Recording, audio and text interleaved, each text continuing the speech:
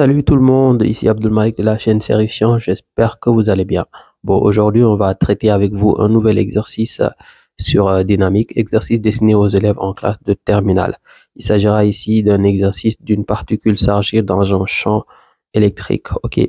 Maintenant, cet exercice est un exercice tiré du bac de l'année 2006. Voilà, niveau terminal S2. Donc, sans plus tarder, on va faire ici la lecture de l'énoncé. Dans tout le problème, on supposera que le mouvement des ions a lieu dans le vide et que leurs poids sont négligeables. Des ions Mg2+, sortant d'une chambre d'ionisation pénètrent avec une vitesse négligeable par un trou O1 dans l'espace compris entre deux plaques P1 et P2. Lorsqu'on applique entre ces deux plaques une tension U0, les ions atteignent le trou O2 avec la vitesse V0. Quelle plaque P1 ou P2 doit-on porter au potentiel le plus élevé? Pourquoi? Deuxièmement, donner la valeur de V0 en fonction de Q, M et ici de U0. Calculer la valeur V0 pour les ions Mg2+, dans le cas où U0 est égal à 4000 volts. On prendra les valeurs, la masse 24 U avec U égale à 1,77 puissance moins 27 kg. Voilà la charge élémentaire. Aux sorties de O2, les ions ayant une vitesse V0 horizontale pénètrent entre les armatures P et Q. Ok. De condensateur. On applique entre ces deux armatures une différence de potentiel positif UPQ, créant ainsi un champ électrique uniforme vertical. Préciser les caractéristiques de la force électrique à laquelle chaque ion est soumise. On exprimera en fonction de QU l'intensité de F et de la distance entre les plaques P et Q. Ensuite, déterminer la nature de la trajectoire d'un ion à l'intérieur de ce condensateur lorsque U garde une valeur constante. Deuxièmement, petit 3, on dispose d'un écran vertical E à la distance D du centre des plaques de longueur L, prouvé en fonction de Q, M, U, V0 et L, et D de l'expression de la distance Z est égale à OM, M étant le point d'impact de l'ion sur l'écran.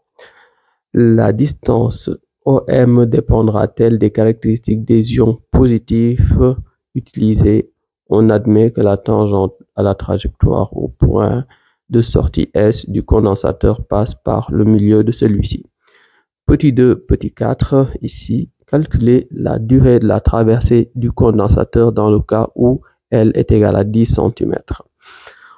On applique entre P et Q une tension sinusoïdale. Petit 2, petit 5, U est égal à U max sinus oméga t, fréquence F est égale à 50 Hz. Montrer qu'avec un faisceau d'ion, on obtient sur un écran un segment de droite verticale dont on calculera la longueur dans le cas où U max est égal à 230 volts. D est égal à 40 cm, D petit d 4 cm. Voilà. Bon, pour le reste, vous pouvez lire par vous-même, considérer. Bon, maintenant, chaque ion est ici soumis à une tension presque constante. Voilà, c'est ce qu'on va considérer de manière générale. Premièrement, en fait, quelle plaque P1 ou P2 doit-on porter au potentiel le plus élevé? Bon, ici, les ions sont chargés positivement. Donc, en étant attirés par P2, on peut conclure que, en fait, P1 a le potentiel le plus élevé. Pourquoi? Parce que P1 sera en fait la plaque qui va être chargée positivement. Alors que P2, s'il doit attirer les ions chargés positivement, il se doit d'être négatif. Donc, il aura un potentiel plus faible que P1. La raison est très simple car P1 sera chargé positivement. Donc, deuxièmement, on demande l'expression de la vitesse V0 en fonction de Q, M et U0. À cet effet, nous allons pratiquer ici l'application du théorème de l'énergie cinétique entre O1 et O2, c'est-à-dire entre les deux plaques, bien sûr. Et donc, on aura 1 demi de M VO2 au carré moins 1 demi de M VO1 au carré est égal à QU0. travail de F, ok, F électrique. Donc ici, on aura 1 demi de MVO2 carré est égal à QU0 et on factorise en multipliant, en divisant par M et en multipliant par 2 de part et d'autre, on aura 2QU0 sur M, ok. Donc ce qui nous revient à dire que V0 est égal, VO2 est égal à racine de 2QU0 sur M. En troisième lieu, on nous demande de calculer U0 pour les valeurs qu'on va nous donner ici, à savoir la masse qui est égale à 24 U, U étant l'unité de masse 1,67 10 puissance moins 27 kg, et la charge élémentaire qui sera 1,6 10 puissance moins 19. On rappelle que ce sont des ions Mg2+, qui ont deux charges élémentaires, ce qui revient à faire 2Q est égal à 2E. Bon, là, on va directement, j'ai déjà fait l'expression, et donc comme je l'ai rappelé plus tôt, Q est égal à 2E, ce qui fait ici V0 en remplaçant Q et M par leurs expressions, par leur valeur plutôt, ce qui fait finalement on aura 4 fois 1,6 10 puissance moins 19 fois 4000 sur 24 fois 1,67 10 puissance moins 27. Et on trouve ici V0 une vitesse de 2,527 10 puissance 5 mètres par seconde. De petit 1, on nous demande de déterminer les caractéristiques de la force électrique.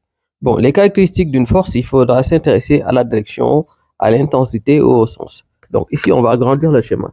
On a précisé en réalité que en fait, il y aura en fait une différence de potentiel entre les plaques P et Q, telles que U, P et Q soient positifs. Ce qui fait que la plaque P sera positive parce qu'elle sera portée au potentiel le plus élevé et Q sera en fait la plaque négative.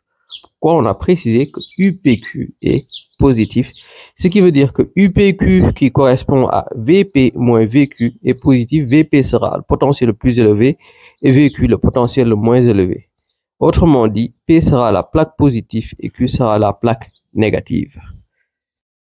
Aussi, à ce niveau, règne un champ électrique qui sera dirigé vers les potentiels les plus faibles, donc vers la plaque Q.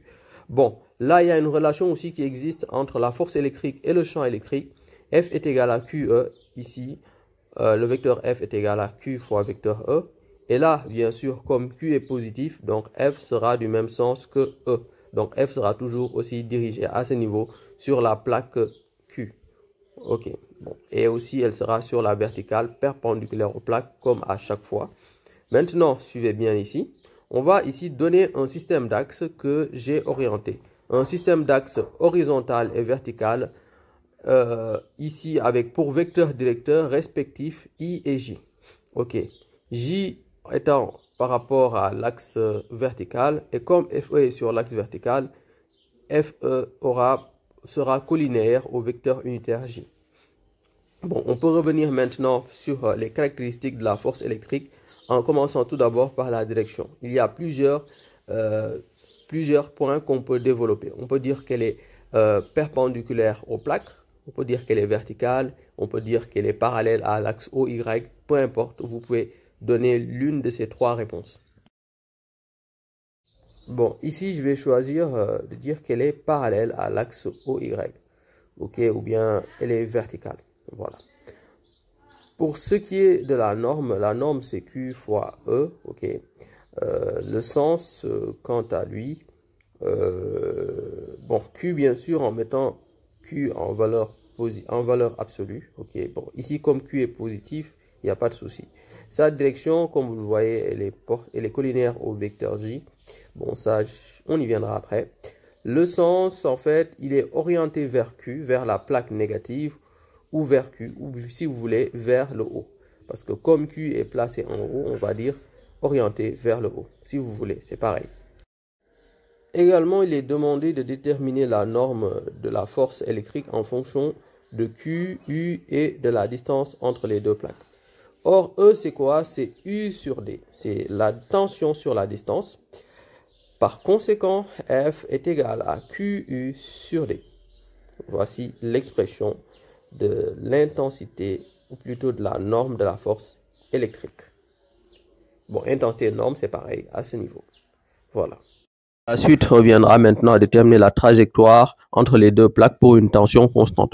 Le système ici, c'est Lyon. Le bilan des forces ici, c'est la force électrique. En passant par le théorème du centre de l'inertie, on aura MA est égal à force électrique, ce qui nous permet d'avoir A est égal à force électrique sur M. Donc A est égal à vecteur A est égal à QE sur M fois vecteur unitaire J, vu que FE est collinaire à J. Par conséquent, on peut aussi réécrire avec ici E qui est égal à U sur D, Q est égal à 2E, et donc on aura 2EU sur DM fois ici vecteur unitaire J. Donc A sera en fait cette expression 2EU sur MD vecteur unitaire J.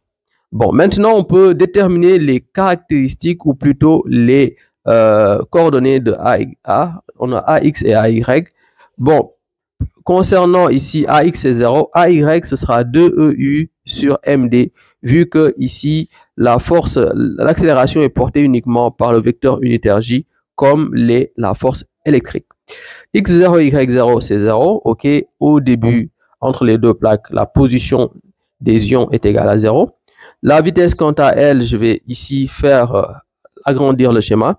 Suivez bien attentivement. Quand en fait les ions vont entrer entre les deux plaques, ils vont avoir une vitesse qui est horizontale. Ils ont une vitesse qui est ici horizontale. Je vais bien représenter le schéma. Vous voyez bien comment ici démarre V0, une vitesse horizontale.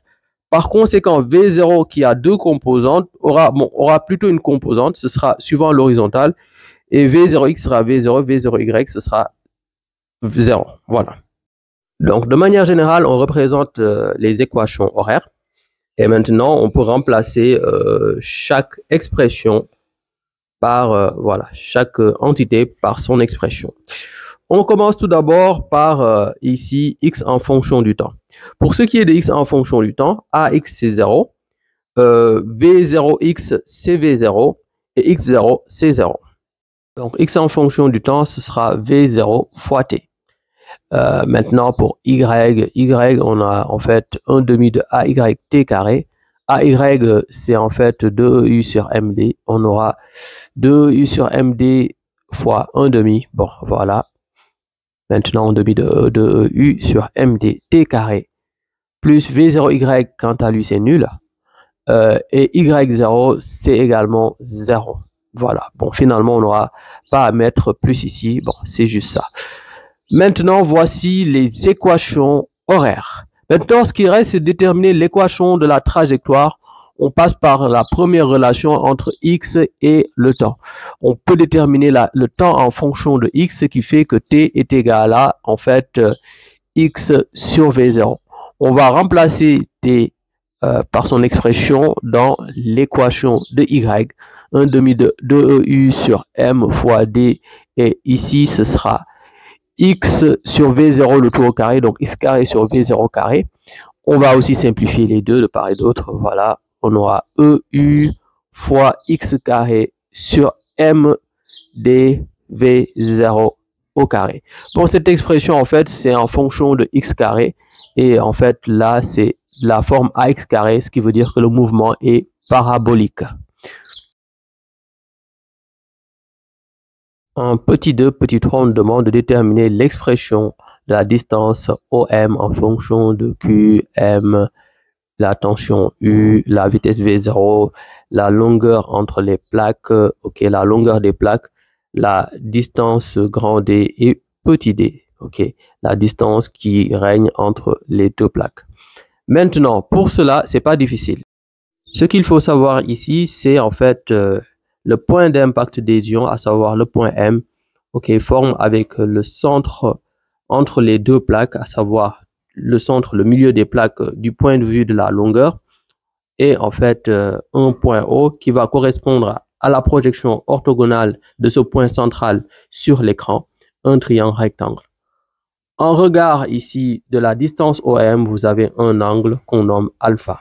Et cet angle alpha, on peut déterminer sa tangente en considérant en fait que vous avez l'opposé, son opposé qui correspond à la distance Z sur la distance grand D qui relie en fait le centre entre les deux plaques et également l'écran. Voilà. Donc aussi cette relation est liée avec ici la dérivée de y en fonction de x, c'est-à-dire la vitesse vy sur vx qui n'est autre que la dérivée de y en fonction de x. Donc, tangente alpha est égal à z sur d. OK. En fait, z sur d, je rappelle, c'est tangente alpha qui n'est autre que dy sur dx. Oups, plutôt dy sur dx, c'est-à-dire la dérivée de y, OK, par rapport à x. Avec bien sûr x qui va correspondre à L vu que les ions vont sortir des deux plaques. Je reviens sur l'expression de y en fonction de x que j'avais déterminé plus tôt. Bon, c'est l'équation de la trajectoire avec x est égal à L. Or, y c'est EU x carré sur m dv0 carré. Donc, en fait, dy sur dx, à savoir vy sur vx si vous voulez, en fait, ça c'est juste à dériver en fait cette expression avec la valeur qui varie ici, qui n'est autre que x. OK, quand on dérive en fonction de x, on aura, voilà, EU sur mdv0 carré qui est une constante. Donc, dvx carré revient à dire 2x. Donc, ce qui fait 2EU sur mdv0 carré. Donc, ce qui veut dire que d de y sur d de x, c'est 2EU x sur mdv0 carré. Maintenant, on peut revenir avec ici l'expression qu'on avait plus tôt, z sur d est égal à 2EU, ici x qui correspond à L, donc L sur m dv0 au carré. Maintenant, comme ce qui nous intéresse, nous, c'est l'expression de z, on aura z est égal à 2EU fois L fois d sur m dv0 carré.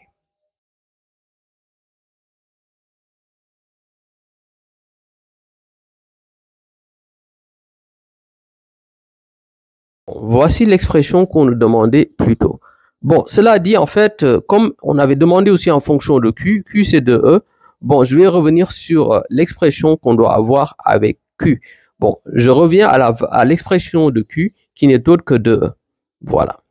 Ça, c'est normal, tout le monde le sait. À ce niveau, on aura QUL fois D sur M dV0 carré. Bon, maintenant, il est question de déterminer en fait si Z dépend en fait de la charge Q. Or, V0 carré, avant d'atteindre les deux plaques P et Q, V0 carré c'est 2QU0 sur M. On remplace V0 carré par son expression qu'on avait eue précédemment, plus tôt, ce qui fait QUL fois D sur MD fois facteur de 2QU0 ici sur M. Donc, on a M au dénominateur et au numérateur qui se factorise, ok, qui se simplifie plutôt, et Q qui se simplifie. On aura en fait U fois L fois D sur, ici on aura 2 fois D fois U0.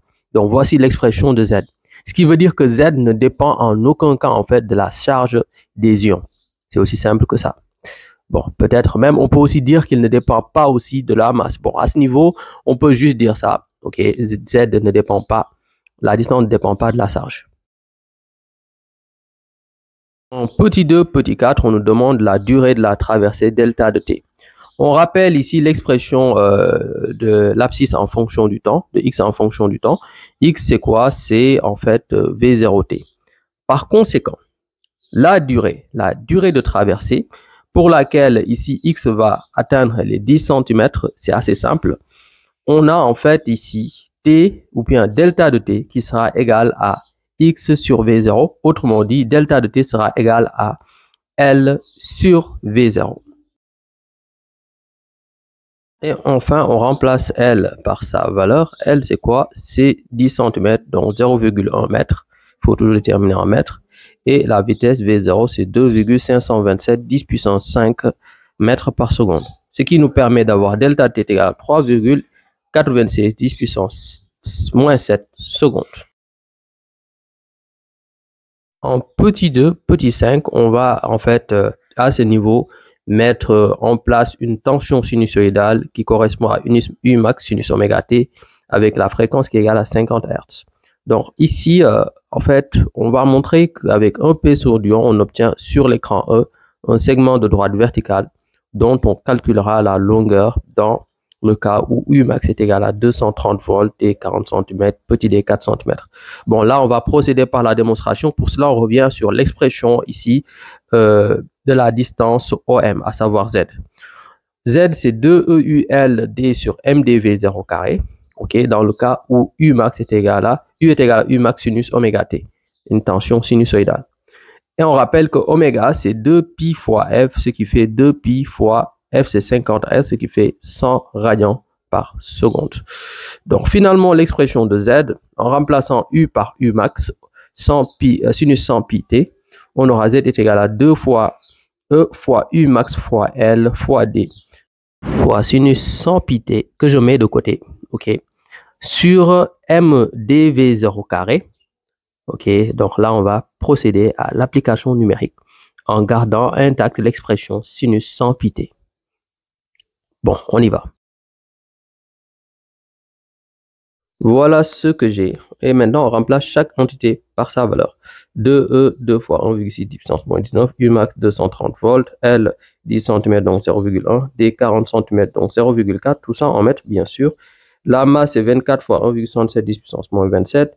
La distance petit d 4 cm donc 0,04 et la vitesse V0 au carré 2,527 10 puissance 5, le tout au carré fois sinus 100 pi t. En faisant le calcul avec la machine, on trouve 2,426 10 puissance moins 2. OK, 10 puissance moins 2 sinus 100 pi t. Donc c'est 2,426 cm. 10 puissance moins 2 mètres, c'est centimètres. Voilà.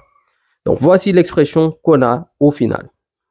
C'est en fait l'expression d'un mouvement sinusoïdal.